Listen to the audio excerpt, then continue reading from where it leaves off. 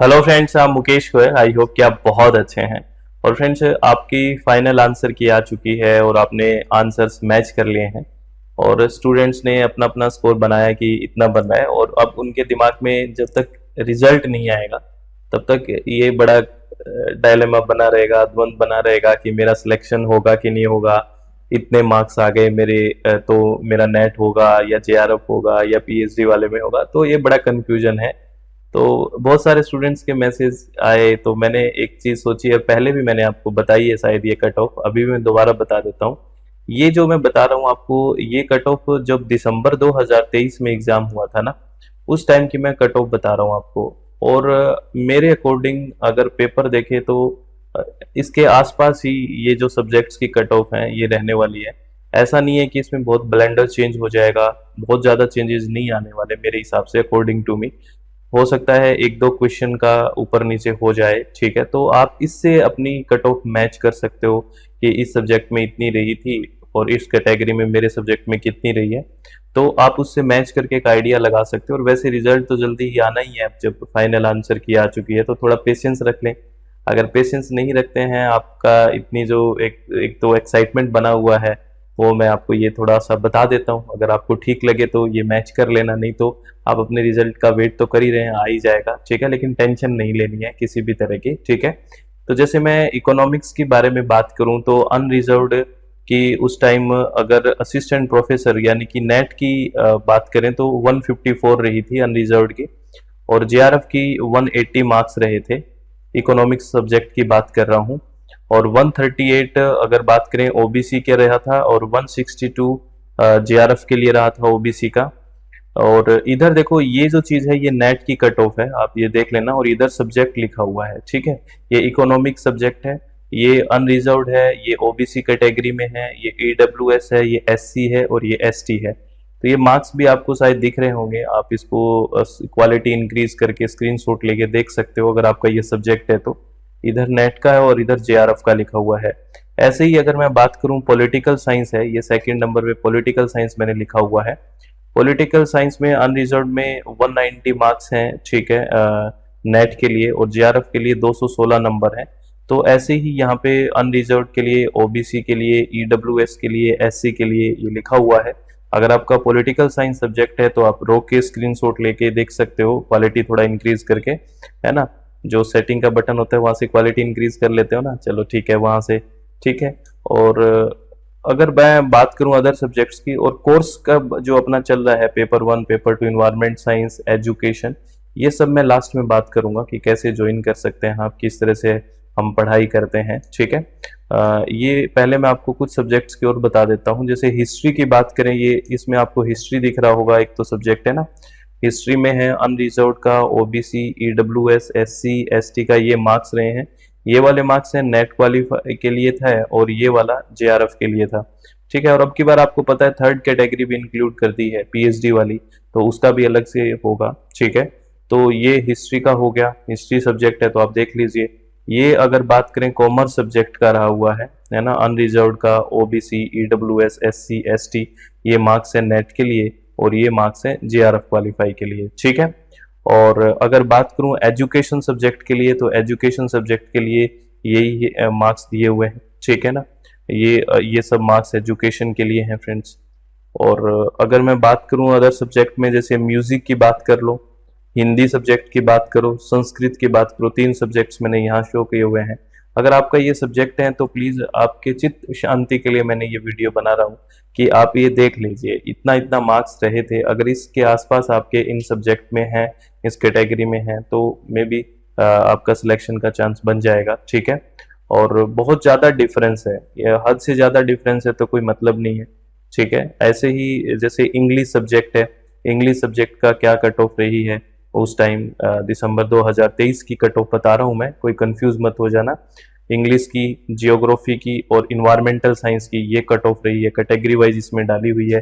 Unreserved, OBC, EWS, SC, ST, सब आपको category wise इसमें दिख रहा होगा, ठीक है। तो यहाँ अपनी मैच आप कर सकते हो कि मेरा मार्क्स कितने हैं।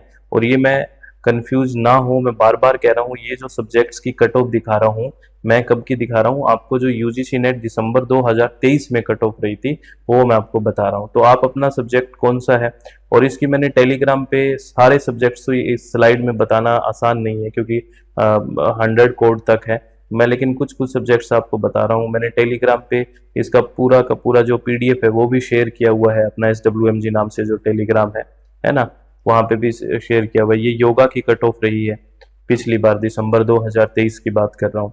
तो अगर आप इन चीज़ों को अगर आसपास है तो प्लीज़ आप रिलैक्स रहें। अगर बहुत ज़्यादा डिफरेंस है तो मेरे हिसाब से अपना चित्त शांत रखें, दोबारा से पढ़ाई स्टार्ट कर दें, फ्रस्ट्रेट ना हो, अपना चित्त शांत रखते हुए तैयारी को जारी रखें।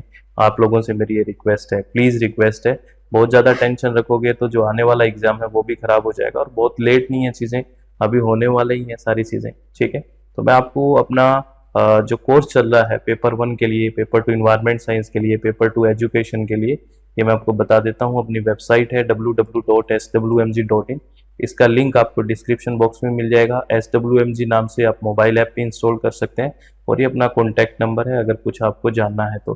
पेपर 1 हिंदी और इंग्लिश दोनों माध्यम में पढ़ते हैं हम, 10 की 10 यूनिट्स पढ़ेंगे, प्रैक्टिस सेशन भी साथ साथ चलेगा, थ्योरी भी, मतलब हम एकदम कंप्लीट उसका तैयारी करते हैं, किसी भी तरह की कोई टेंशन नहीं है। आपको कोई डाउट आता है तो डिस्कशन करके आप डाउट भी पूछ सकते हैं। फिर और स्टडी मटेरियल आपके पास, इसमें एक्स्ट्रा कोई चार्ज नहीं लिया जाएगा, स्टडी मटेरियल भी घर पे आपके पास कोरियर के थ्रू आएगा। ऐसा ही पेपर 2 इन्वायरमेंटल साइंस के लिए है, ठीक है, आपको स्टडी मटेरियल घर पे आएगा, वीडियो लेक्चर्स आपको मिल जाएंगे। आपको कंप्लीट देखो पढ़ने के लिए थ्योरी और वो पढ़ने के लिए आपको क्या है, एक हार्ड कॉपी भी मिल गया और वीडियो लेक्चर्स भी मिल गए, प्रैक्टिस भी हम करते रहेंगे, तो एक और क्या चाहिए, ठीक है। और ऐसे ही पेपर 2 एजुकेशन में है जिसके आप पीडीएफ्स आप निकाल सकते हो, वीडियो लेक्चर्स आपको मिल जाएंगे, और कॉम्बो पैकेज भी आप ज्वाइन कर सकते हो अगर आप विलिंग है तो। और हाँ, एंड टेट के लिए भी हमने कोर्स लॉन्च किया हुआ है। एंड टेट के लिए अगर यहाँ ये भी ज्वाइन करना चाहते हैं तो एंड टेट के लिए, जो एंड टेट के लिए एलिजिबल हैं वो भी एग्जाम वो ज्वाइन ये कोर्स कर सकते हैं, ठीक है। एंड टेट में आपको पता है 8 यूनिट्स हैं, ठीक है। चलो भी, ऑल द वेरी बेस्ट। और ये सारी कट ऑफ आपको मैंने बताई है, और अगर आपको ठीक लगे और कि भी इसके आसपास हम हैं तो ठीक है। मैं फिर कह रहा हूँ, मायूस नहीं होना है, अपने चित्त को शांत रखते हुए काम करना है, किसी भी तरह की टेंशन मत लेना। बहुत फ्रस्ट्रेशन का दौर होता है, इस बात को मैं समझ रहा हूँ, क्योंकि आपका मार्क्स, आपकी इतनी मेहनत, और फिर एकदम से वैसे ही बहुत सारी चीज़ें डिले हो चुकी है, फ्रस्ट्रेशन पहले ही बहुत हावी है।